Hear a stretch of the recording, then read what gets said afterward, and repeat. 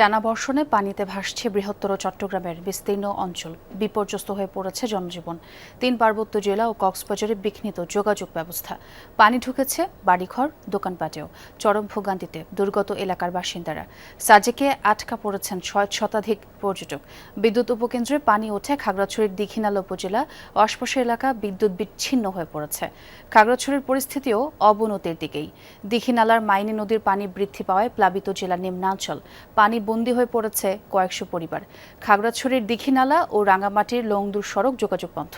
টানা ভারী বর্ষণ ও পাহাড়ি ঢলে বিপর্যস্ত রাঙামাটির জনজীবন।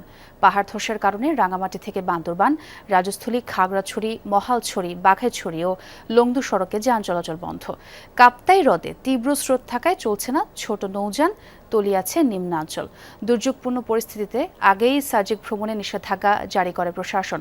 টানা ভারী বর্ষণে বান্দরবানের নদ নদী ও ছড়ার পানি বৃদ্ধি পেয়ে নিম্নাঞ্চল প্লাবিত হয়েছে। পাহাড় ধসের শঙ্কায় চলছে মাইকিং। পর্যটকদের নিরাপত্তায় এরই মধ্যে 10 জুলাই পর্যন্ত বান্দরবানের সব পর্যটন কেন্দ্র বন্ধ ঘোষণা করেছে প্রশাসন। পাহাড়ি অঞ্চলে ঝুঁকি নিয়ে বসবাসরতদের সরাতে প্রশাসন চেষ্টা করছে বলে জানিয়েছেন বিভাগীয় কমিশনার। ভারী বর্ষণে প্লাবিত কক্সবাজারের বিস্তীর্ণ নিম্নাঞ্চল ঈদগাঁও উপজেলার স্বাস্থ্য কমপ্লেক্সও পানিতে তলিয়ে যাওয়ায় ব্যাহত চিকিৎসা সেবা।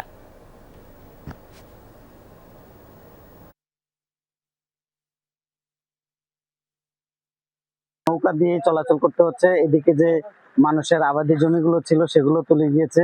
আমরা আশ্রয় কেন্দ্রে আশ্রয় নিয়েছি। আমাদের জনজীবন খুবই দুর্ভোগে আছে। আমাদের ফসলি জমিনগুলো পানিতে প্লাবিত হয়ে নষ্ট হয়ে যাচ্ছে। ঝুঁকিপূর্ণ যারা রয়েছে তাদেরকে ফোর্সফুলি আমরা শেল্টার হোমে নেওয়ার চেষ্টা করছি, কারণ মানুষজন সহজে আসতে চায় না। আমরা সেখানে খাবারের ব্যবস্থা রেখেছি এবং ফোর্সফুলি অলরেডি আমরা